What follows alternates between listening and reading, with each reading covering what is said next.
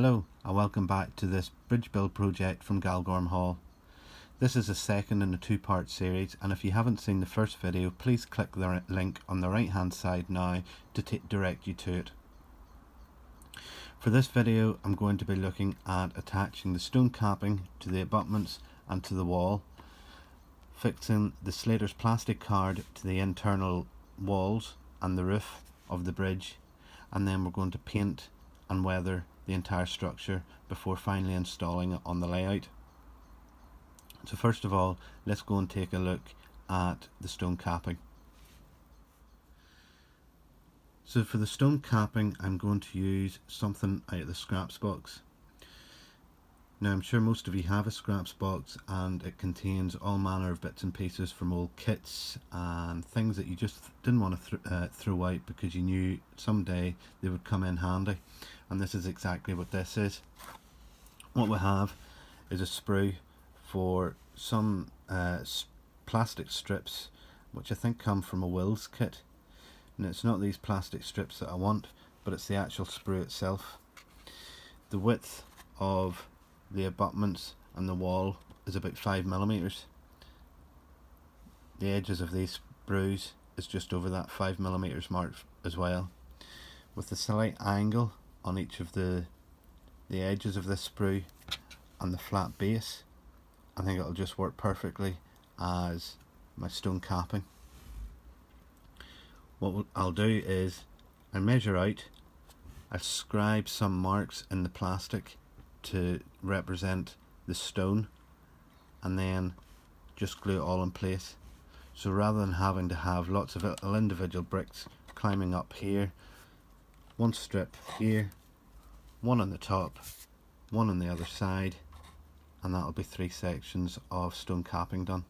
So I'm going to go away, scribe these here, cut them to length, pop them on, and then I'll come back to you. Okay, so the cappings are now glued into place. I've used the sprue, like I said, to make the markings on the sprue. I have a little tool in my box. I'm not honestly sure what it's from, but this is it here.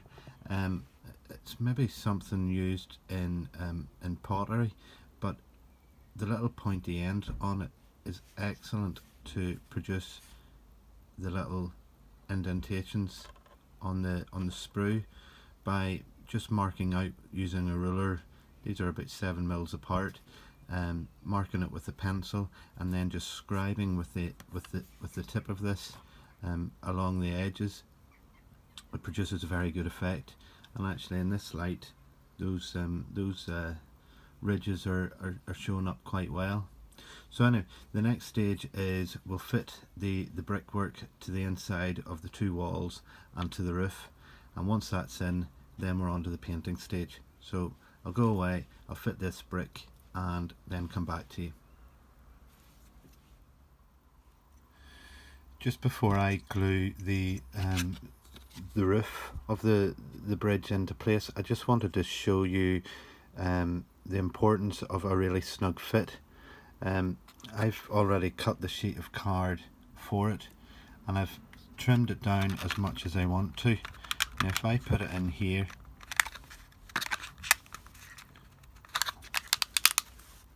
and just prise it into place, it's sort of slipping in underneath the side walls on both sides. Now before I put any glue in place, as you can see, the fact that it's so snug is it's already curving round naturally, just through the tension that's being held between both walls, and gives a nice smooth edge between that card and the dressed stone. So just thought I'd show you that. I'm going to take it out now, glue it in place, and that will be the tunnel, the bridge, the fittings done for it underneath. Okay, right, it can be no longer avoided. I have done all that I can on the bridge, and it's now time to add the paint. So the red brickwork I'm happy enough with. I've done it before. I've been happy with the technique that I've used. It's the first time using the dressed stone one. A little bit uncertain, but I'm going to follow the same procedure and hope that I don't muck things up. On the brick one, there's going to be 3 colours in total. Well, 4 colours if you count the bonding colour which will be applied at the end. There'll be 4 colours on each. We're using the original colour of the plastic card, the orange. Next I will paint on Revels 37 reddish brown, and that will cover all the brickwork and the roof. Once that's dry, we're going to put on Revels 84 leather brown. Now whenever that is applied, I'm going to use the kitchen towel and remove some of the excess of that and apply pressure on it to bring through the colours of the original plastic card, and that will give us 3 tones of colour. Because this is going to be underneath a bridge mouth which will be dirty, full of smoke, that sort of thing, most of it's going to be predominantly of the brown with hints of the red, the reddish brown, and maybe just near the tunnel mouth this original orange colour coming through too. Once all that dries in, I can apply the acrylics, and that adds another hint of colour to it all as well. Okay, the dressed stone, again, same procedure. We're going to use this as one of the tones of colour. On top of that, I am going to put on Revels 82, and that is dark earth.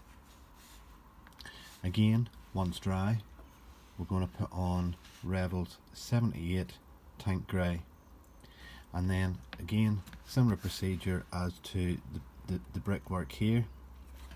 Use kitchen towel and take off much of the greyness, so really hopefully what will be left will be some grey, and then we're going to get elements of the what did I say that colour was again, the dark earth and the tan colour of the plastic card, and that will give 3 elements of colour to the stonework. Again, once I apply the acrylic wash for the bonding, the grout, and a little bit of weathering, we should have a number of different colours featuring on the dressed stone. So tonight's job first is to apply the 2 base coats to both the brickwork and the dressed stone. So I'll go away and do that, and then I guess it'll be tomorrow evening we can actually maybe document doing some of the weathering aspects of it using the second level series of colours. So okay, talk soon. Okay, so the first coats are now on and dried, and we're ready to apply the second coats. Now this stage here requires a little bit of extra time and attention as you go along. There's no right or wrong way really, but by just sort of spending that little bit of time at it, it will produce a good effect. Now the tank grey is going to be painted on. I'll do it in sections because as we paint it on, I'm going to use some kitchen towel and dab and wipe sections of it off to bring through the earth brown colour and also that colour of the plastic card underneath. So I'll just do a wee section of it here to show you how it's done, and then I'll go away and finish it all, and also I'll do the brickwork on underneath. It's going to be the same process, just using the different colour, and it's really up to you as to how much or how little of the effect that you want to produce with it, but if we go through it you'll maybe understand a wee bit better. So now this might be quite difficult as I'm trying to do this behind the camera and look at it through the camera to make sure you are seeing it, but equally I need to be able to see it myself. So just make sure you get into all the edges and recesses.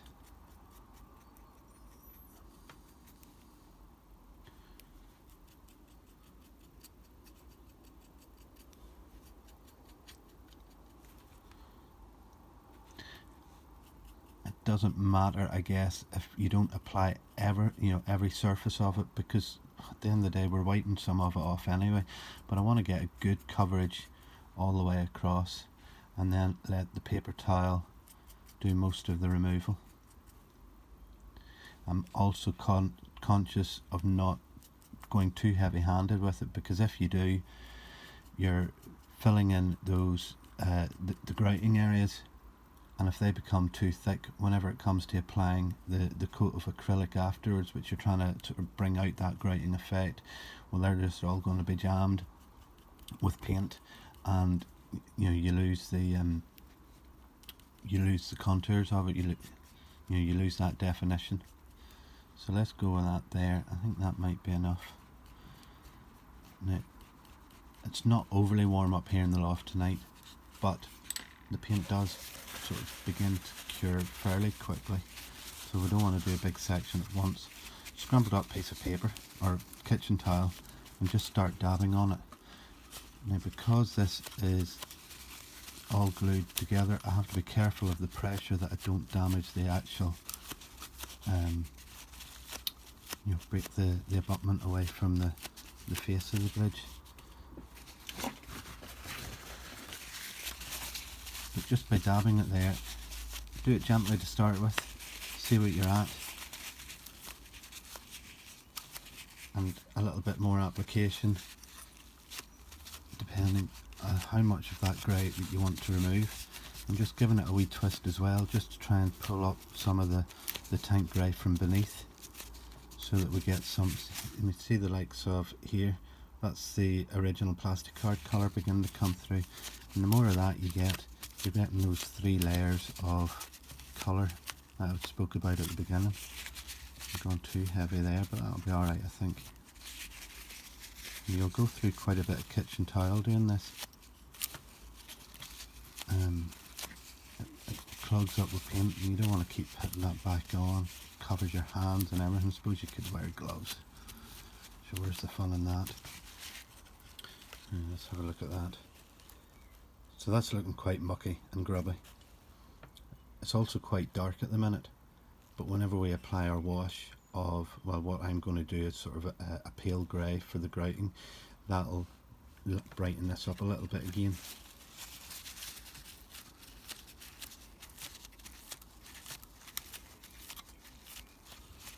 I think I'm happy enough with that. At this stage it can look a bit messy. I'm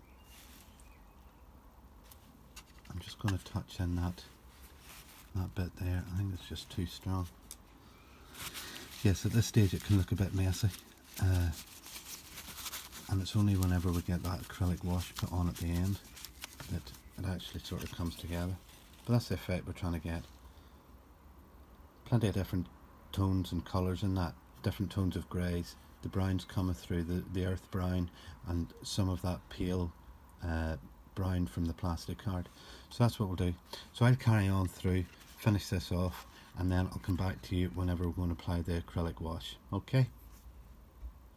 Right, that completes the second stage of the process for painting this. So the tank grey's been put on, it's been rubbed off, and pressure applied to bring through those colours, and you can already see the tonal differences all across it, and it really does look quite natural now. The next stage is to put on the acrylic. Now this is only about 20 minutes or so after I finish painting this, and normally I would put the acrylic on sort of at this stage, because there still allows a little bit of movement in the paintwork that you've already applied, and just helps change the tones and colours of it as well. So I have mixed up some black and white acrylic to a colour that I'm happy with, and again we'll use the same abutment and we'll go through the process of applying it. So once again it is just applying it on. Now the acrylic will dry much quicker than the enamels, so it's best to do small areas, even smaller areas perhaps than what you were doing with the enamels. Let's see if I can get this whole abutment done before we do the rub off on it. It's more important with the acrylics to really get into the grooves, because this is, you're really wanting to bring out the mortar in the bricks. That's on, and then again with the towel we're rubbing as much of this off as possible. Keep replacing or changing the sheet of tissue of kitchen tile in order that you get a nice dry, clean area to keep removing that. Give it a bit of a rub.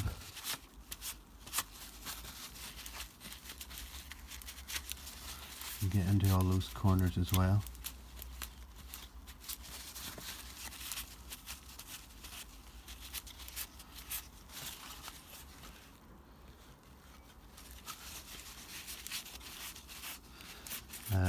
It's also quite useful to just take your finger, moisten it and rub it over just to help move that paint around a wee bit, and then give it another wee rub.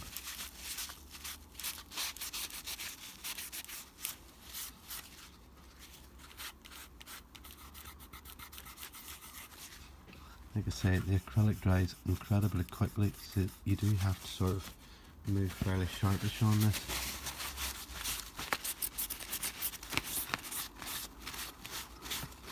And again, with that rubbing, you're changing the colours that are coming through from the previous applications of paint beneath. But that's not bad.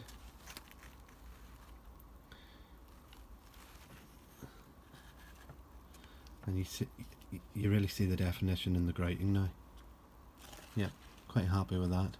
So once again, I'll go away and I'll carry on with this process. This is it sort of drawing very much to a close, and what I'll do afterwards is just with a little bit of dry brushing, we'll highlight some of the brick, maybe a couple of wee sort of line streaks coming down the brickwork and that, but I'll go away and do that. Oh, actually, before I go, the brickwork underneath has had the same effect, but with the what was it, the leather brown. I mean, it's still very clean and bright. What I'll probably do in there is use a darker acrylic, maybe more towards a black, because at the end of the day that's going to be filthy inside there, so I don't really want to see an awful lot of the brickwork. But what I wanted to do was sort of produce the brick as if it was new, and then you dirty it down afterwards to create the desired effect. So I'll go away, finish this, and then we'll come back for hopefully the final stage. Right, I think I'll call this project done. Let's go and get it on the layout. Alright, so that's it in its final position. I'm really quite pleased with how it's turned out. Once I get all the scenics built in around it, the hill forms created, the ballasting done on the track, I think that'll bed in quite well. So I hope you've enjoyed watching this two-part series on how to build a bridge. Please feel free to comment. Any feedback is gratefully received, and it's just nice to know that other people appreciate your work out there. So if you do have anything that you would like to comment on, please do so below. So I guess I'll go on and make a start on the next two sets of bridges, and then we can move back on to sorting out the plaster work in around this area. So thanks for watching and chat soon. Bye.